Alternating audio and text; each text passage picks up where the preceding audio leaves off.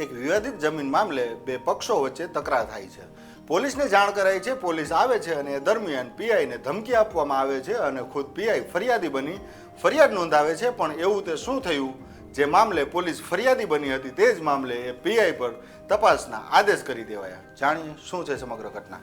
નમસ્કાર, હું નરેશ ચાવડા, સનાતન સત્ય સમાચારમાં આપ જોડાઈ ચૂક્યા છો।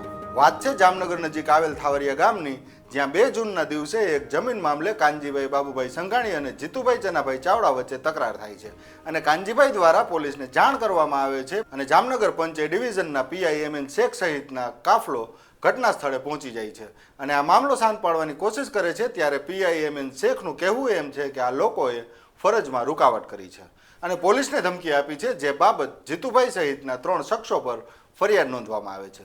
તો પહેલા સાંભળીએ આ મામલે શું કહી રહ્યા છે જામનગર ડીવાયએસપી। જામનગર જિલ્લાના પંચ એ પોલીસ સ્ટેશન વિસ્તારના થાવરિયા ગામે જમીન બાબતની તકરારને લઈ અને અરજદાર કાનજીભાઈ બાબુભાઈ સંઘાણી દ્વારા ટેલિફોનિક પોલીસને મદદ માટે ફોન કરતા પંચ એ પોલીસ સ્ટેશનના પીઆઈ શ્રી એમએન શેખ અને સ્ટાફના માણસો દ્વારા થાવરિયા ગામની સીમમાં વાડીએ જતા ત્યાં હાજર જીતુભાઈ ચનાભાઈ ચાવડા અને તેની સાથેના બંને છે ઇમ્તિયાઝભાઈ અબ્દુલ શાહ અને દિગ્વિજયસિંહ મહાવીરસિંહ નાઓ, ત્રણેય લોકોએ બીજો મોટો ઝઘડો ના થાય તે માટે પોલીસે પ્રયત્ન કરતા તેમાં અવરોધ ઊભો કરેલ અને આ અરજદારની રજૂઆત બાબતે કાર્યવાહી કરવા જતાં તેમને આ વિરોધ કરતા એમના વિરુદ્ધમાં એક તો ધમકી અને પોલીસની સરકારી ફરજમાં રૂકાવટ અનુસંધાને ગુનો દાખલ કરવામાં આવે છે। તેમાં પીઆઈ શ્રી એમએન શેખ દ્વારા ફરિયાદ આપવામાં આવેલ છે અને એ ફરિયાદના કારણે આરોપીઓની ધરપકડ પણ કરવામાં। હવે આખો ઘટનાક્રમ પૂરો થાય છે અને બીજા દિવસે જીતુ ચાવડા દ્વારા ગંભીર આક્ષેપો કરતો એક વિડીયો વાયરલ થાય છે, જેમાં તે કહી રહ્યા હતા કે મારા પર ખોટા આરોપો લગાવવામાં આવ્યા છે, મારા ઉપર પોલીસ દ્વારા ખૂબ ત્રાસ ગુજારવામાં આવ્યો છે અને સાથે આત્મહત્યાની ચીમકી પણ ઉચ્ચારવામાં આવી હતી। જુઓ આ વિડીયો। મને તમે ફૂલ ટોર્ચર કર્યું છે, એ રેકોર્ડ તમે બતાવો એસપી સાહેબને અને ઓલું કરું છું। ક્યારે મેં ગાળું કાઢી? જ્યારે તમે મને ખૂબ ટોર્ચર કર્યું, ખૂબ દુઃખી કર્યો અને રાત આખી લોકઅપમાં રાખ્યો। જ્યાં પેશાબ સંડાસ મૂતર હોય ત્યાં મને આખી રાત લોકઅપ બેસાડ્યો। મને રસ્તામાં મારી પાસે શું શું કર્યું એ ફોટો પડાવ્યો। ઓરદેશી ઝાલા નામનો વ્યક્તિ આગળ બેઠો ડી સ્ટાફનો અને તમે ફોટો પાડો, મારો હાથ લઈને ફોટો પાડ, જીતુમાં ટૂંપો દેશો ફોટો પાડ, બધાય નાટક કરી લીધા અને છતાં મેં એસપી સાહેબને કાલ રાત્રે મેસેજ કર્યો કે હવે હું છેલ્લા આત્મહત્યા કરું છું।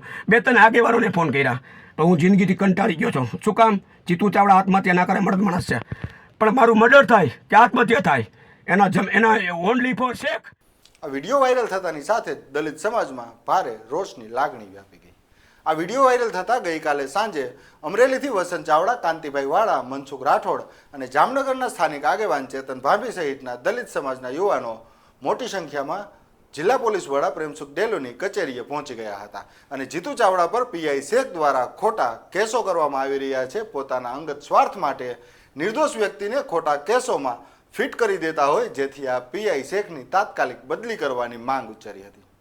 ત્યારે જામનગર એસપીએ કહ્યું હતું કે આ મામલે પૂરતી તપાસ થશે અને જો ખરેખર પીઆઈ શેખ કસૂરવાર જણાશે તો તેને સસ્પેન્ડ કરી આગળની કાર્યવાહી હાથ ધરાશે। જામનગરમાં એક લાલપુર ગામ છે, ત્યાં જીતુભાઈ ચાવડા મારા સાથી મિત્ર છે અને અવારનવાર સમાજ ઉપર થતા અત્યાચારો માટે સહકાર આપતા હોય છે સાયલેન્ટ તરીકે।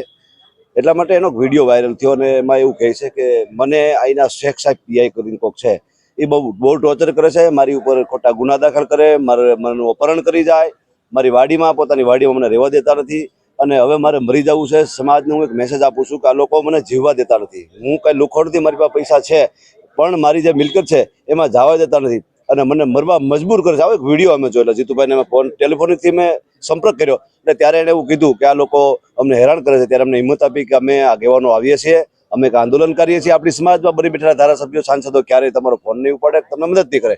જેના અનુસંધાને અમે આગેવાનો અમારી જે જનસંખ્યા છે, અમારું જે રાષ્ટ્રીય ક્રાંતિ સંઘર્ષ સેનાના જે કાર્યકરો છે એ સાથે અમે આ જામનગર મુકામે આવ્યા। અહીંના જે એસપી ડેલુ સાહેબને મળ્યા અને ડેલુ સાહેબને આખી કહાની કે વાત કરી કે જીતુભાઈ ઉપર લોકઅપમાં શું કરવામાં આવ્યું અને કેમ આવું કર્યું। એક 7 વર્ષની જોગવાઈમાં ટેબલ જામીન હોય તો એક દલિત યુવાન ઉપર આવું કેમ? એનું કારણ કે આ લોકો મની એટલે કે બસ કરપ્શન સિવાય કંઈ કરતા નથી। બાકી તો તમે જુઓ, મેં તો 8 જેલ કાપી છે ઉના કારણે, એક આંદોલનના કારણે। મને ખબર છે જેલની અંદર કેવી સુવિધા હોય, બહાર કેવી હોય, લોકઅપમાં કેવી હોય। અરે યાર, તમે મનુવાદીઓને તમે જુઓ, એને કાયદેસર 5 સ્ટાર હોટલની જેવી સુવિધા આપતા હોય, એક દલિતને નહીં, એટલા માટે આ જન આંદોલન એટલા માટે હતું કે આ શેખ સાહેબ વિરુદ્ધ ફરિયાદ થાય, શેખ સાહેબને સસ્પેન્ડ કરે અને એ પર ઇન્કવાયરી થાય, કારણ કે આને કંઈક ને કંઈક ગેરરીતિ કરી છે એવા જીતુભાઈના શબ્દો જેના ફેસબુક ને વોટ્સએપના માધ્યમથી મેં જોયા. એટલે આજે મેં સાહેબને એસપી સાહેબને મળ્યા અને અમને ખાતરી આપી છે અને ઝાલા સાહેબને ઇન્કવાયરી આપી છે, તાબડતોબ તાત્કાલિક એની ઉપર ઇન્કવાયરી બેસે અને તપાસ થાય અને સસ્પેન્ડ કરવામાં આવે. આવી માંગ સાથે અમે આજે આંદોલન કર્યું. અમારું આંદોલન અહીંયા સમેટાય છે. એમ છતાં આમાં કાંઈ ગેરરીતિ રાખશે તો 1 મહિના પછી ફરી આંદોલન કરવા અમે મેદાને છું. જય ભીમ નમો બુદ્ધાય.